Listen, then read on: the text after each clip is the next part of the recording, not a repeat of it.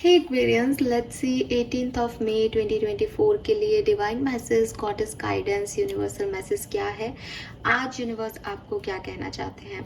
और गाइस, मैं आज आपको बताना चाहती हूँ कि आज मैं आपके लिए एक बहुत ही सुपर्ब रीडिंग लेके आने वाली हूँ, जो कि पिक अ पाइल या pick a card, pick a choice reading होगी, जहाँ मैं देखूंगी कि आपके स्पिरिट गाइड्स, आपके एंसेस्टर्स, आपकी जो ब्लड लाइन है, जो आपके पूर्वज हैं, वो आपको क्या मैसेज देना चाहते हैं। आपके एंसेस्टर्स की तरफ से आपके परिवार के वो सदस्य जो अब इस दुनिया में नहीं हैं, जो तारा बन गए हैं, जो स्टार बन गए हैं, वो आपको क्या मैसेज देना चाहते हैं। तो आज मैं वो रीडिंग करूँगी।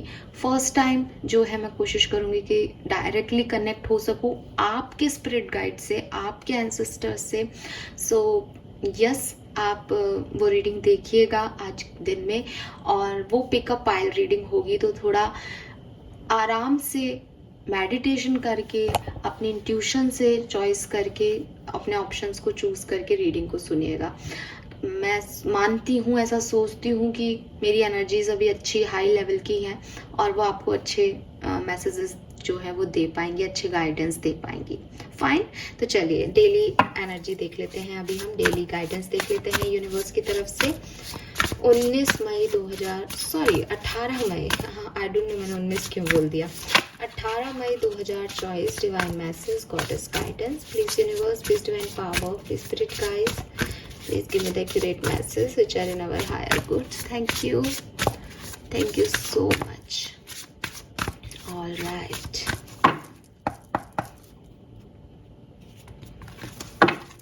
so पहला कार्ड है यहाँ पे which number 27. Okay, we have library. Okay, and lastly we have escapist 32. तो यहाँ 222 है, 27 2, 22 2 and 32 is also 2. ओके, और बॉटम में है यहाँ स्पेसशिप 43.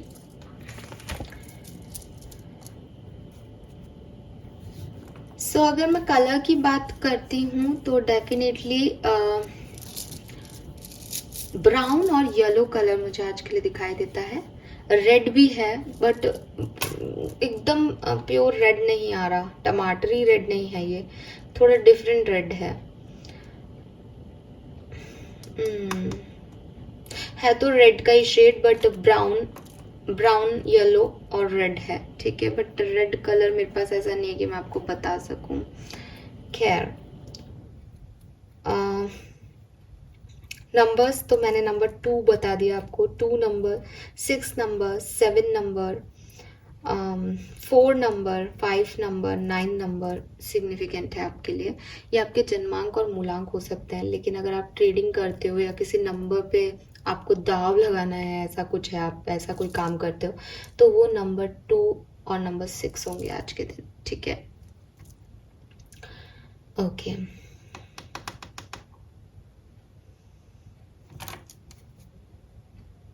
तो एक्वेरियस, यहाँ पे आपका पहला मैसेज है। पता नहीं ऐसे मैसेज क्यों आते हैं, मुझे ऐसा डर लगता है ऐसे मैसेज बोलते हुए कि मेरे पास कमेंट सेक्शन में बहुत नेगेटिविटी आएगी जब मैं ये बात बोलूंगी, बट फाइन, अगर आप सुन सकें सच तो सुनिएगा एक्वेरियस। यूनिवर्स की तरफ से जो मुझे मैसेज मिल रहा है वो मुझे ये मिल रहा है कि आप में से कुछ एक्वेरियंस ऐसे हैं जो बहुत तीखा बोलते हैं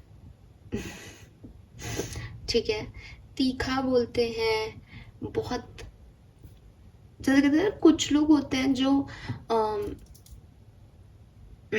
घाव देते हैं, मारते हैं जब, है ना, मतलब वो किसी को आप नुकसान पहुंचाओगे कि आप उसको मार रहे हो, उसको हिट कर रहे हो, बट आप अपने शब्दों से किसी को हिट करते हो, आप अपने शब्दों से किसी को हर्ट कर देते हो उस लेवल पे जैसे उसको मार का भी दर्द ना हुआ हो। इतने हाई लेवल पे आप दर्द देते हो अपने शब्दों से। आपके शब्दों के बाण बहुत तीखे हैं। ऑफ कोर्स सबके लिए नहीं है, लेकिन है यहाँ पे ये मैसेज।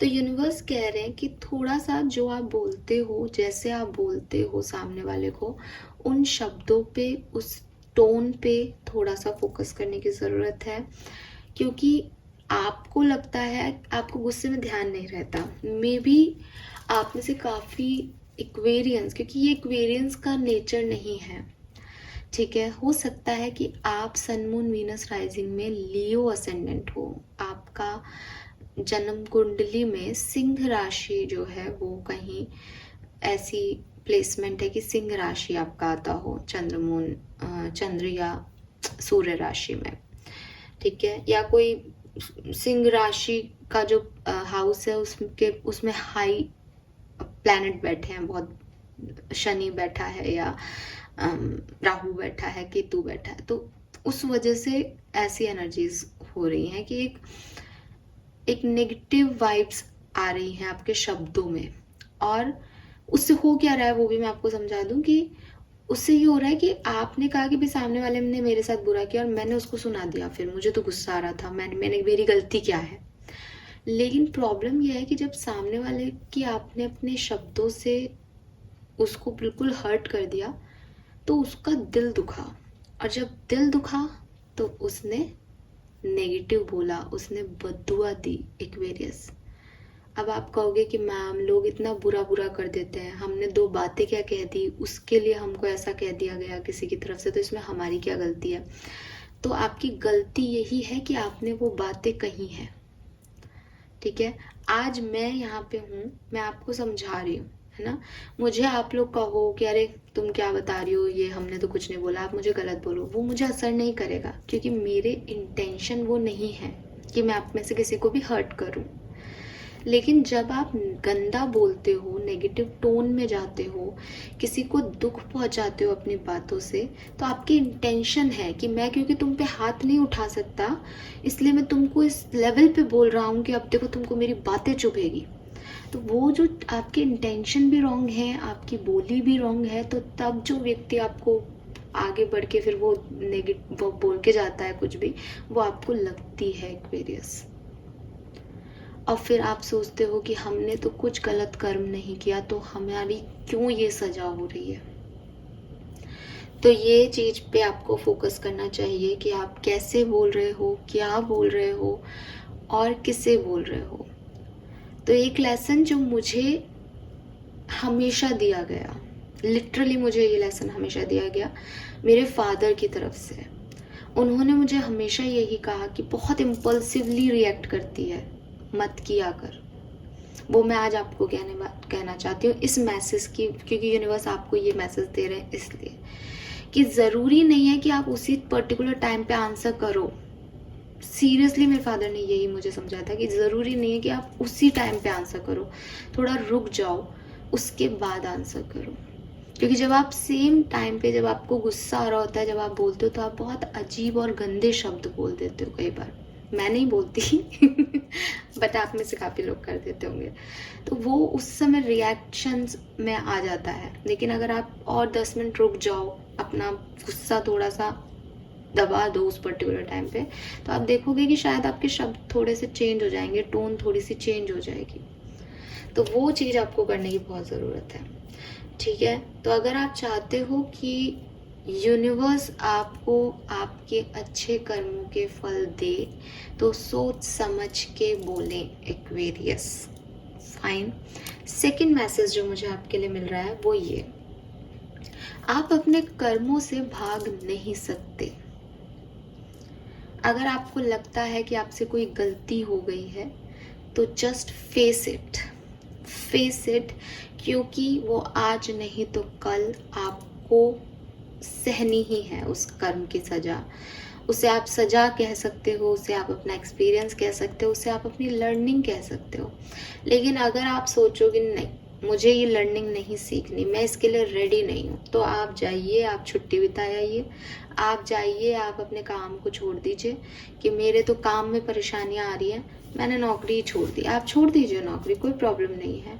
फिर आप दोबारा जब भी कहीं नौकरी ज्वाइन करेंगे, बिजनेस करेंगे, आपको वो फल की प्राप्ति जो अभी आप जिससे भाग रहे हो वो होगी ही होगी। क्योंकि यूनिवर्स जो है वो ऐसे काम नहीं करता है कि एक्वेरियंस छुप गए तो चलो छोड़ दो, बच्चे हैं इधर चले गए साइड में, इनको छोड़ दो। जो चीज़ आपके साथ होनी है, डेस्टाइन है, जो आपके कर्मों का प्रतिफल है, वो आपकी तरफ आएगा। और उसके बाद जब आप अपने बुरे कर्मों की सजा भुगत लेते हो, उसके बाद आपके अच्छे कर्मों का भी फल आपको मिलता है। अब 100% पूरे जीवन काल में कोई व्यक्ति 100% गलत काम नहीं करता और 100% अच्छे काम नहीं हो रहे उससे, तो ये सारा साइकिल के रूप में आपको मिलता है। और इसीलिए कहते हैं अच्छे के बाद बुरा, बुरे के बाद अच्छा आता है। ये और कुछ भी नहीं है, ये यही है। तो बेसिकली आप किसी भी सच से भाग नहीं सकते। ये मैंने आपको कर्म के बेसिस पे कह दिया क्योंकि मेरे पास पहला कार्ड जस्टिस का आ रहा है, तो मैं उससे कनेक्ट कर रही हूँ। ये सच भी हो सकता है आपकी ज़िंदगी का। फॉर एग्जाम्पल, आपको किसी के बारे में पता चला कि ये पर्सन ऐसा है। अब आपको पता है कि ये पर्सन की सच्चाई है, ये पर्सन मुझसे प्यार नहीं करता है, और ये पर्सन की सच्चाई ये है, इसने धोखा दिया मुझे, चीटिंग की इसने मेरे साथ। लेकिन आप उससे भाग रहे हो। भाग कैसे रहे हो? नहीं, ऐसा नहीं हो सकता। सहारा किसका ले रहे हो? भगवान अपने बच्चों के साथ बुरा थोड़ी करेगा, ईश्वर अल्लाह हमारे साथ गलत थोड़ी करेगा। नहीं नहीं, हमसे गलती हो गई। वो गलत नहीं है, उसकी परिस्थितियाँ गलत है। वो व्यक्ति गलत नहीं है, उसने मेरे साथ चीट नहीं किया, वो तो ऐसा हो गया होगा, थर्ड पार्टी ने उसे कर दिया होगा इन्फ्लुएंस, उसके माँ बाप ने उसको ऐसे सिखा दिया होगा।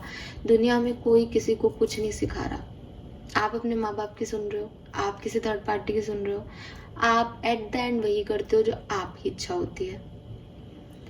ठीक है, तो वही चीज है कि जो व्यक्ति जैसा है, जिसका सच आपको जो भी पता चल गया, ये तो मैं एक एग्जांपल दे रही हूँ, उससे भागने की ज़रूरत नहीं है।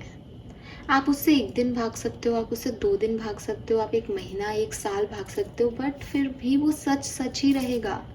आप उसे माफ़ करके पुचकार के दोबारा ले आओ तो वो जैसा है वो अपनी बेसिक्स नहीं बदलेगा, वो वैसा ही रहेगा। ठीक है, सो ये चीज़ समझो कि ना तो आप अपने कर्मों से भाग सकते हो, वो आपका पीछा कर रहे हैं, और ना ही आप सच से भाग सकते हो, क्योंकि सच जो है वही यूनिवर्सल ट्रुथ है। तो आप भागने की कोशिश करने की बजाय एक्सेप्टेंस की एनर्जी में आ जाओगे तो आपके लिए आसानी होगी। यहाँ पे जो 3 कार्ड है वो मुझे यही मैसेज दे रहे हैं, लेकिन फिर भी मैं एक तीसरा मैसेज जो मिला जुला एक मैसेज है वो मैं आपको दे देती हूँ। वो मैसेज यही कह रहा है कि अगर आपने अपनी लाइफ की बाग डोर किन्हें कहना चाहिए किसी और को संभाल दे रखी है। फॉर एग्जाम्पल, आप किसी रिश्ते में बहुत अटैच्ड हो, आप वो पर्सन चीटर निकला, उसने गलत कर्म किया और आप रो रहे हो, तो क्या ये सही है? इसका मतलब आपकी जिंदगी एक धोखेबाज आदमी की वजह से चल रही है, या आपकी ज़िंदगी की आप कब हंसोगे कब रोगे आपने अपनी बागडोर उसको दे रखी है। वो चीट कर रहा है तो आप रो रहे हो, वो आपको खुश रख रहा है तो आप खुश हो, आपका अपना कुछ भी नहीं है।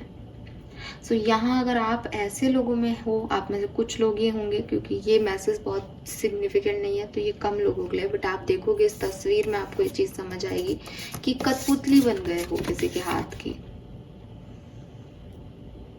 तो आप कठपुतली सिर्फ अपने कर्मों की बनो, अच्छे कर्म करो और कर्मों का फल लो, बस दैट्स इट। कोई और आपको चला रहा है, आपको हंसा रहा है, आपको रुला रहा है, तो उसको बदलने की ज़रूरत है, अपनी बात को कहने की ज़रूरत है, डरने की ज़रूरत नहीं है। आप अपने आप में इतने कैपेबल हो, आप नहीं हो तो आप बनो एक्वेरियस, क्योंकि आजकल का टाइम ऐसा नहीं है कि हर किसी को अपनी ज़िंदगी की बागडोर दे दी जाए।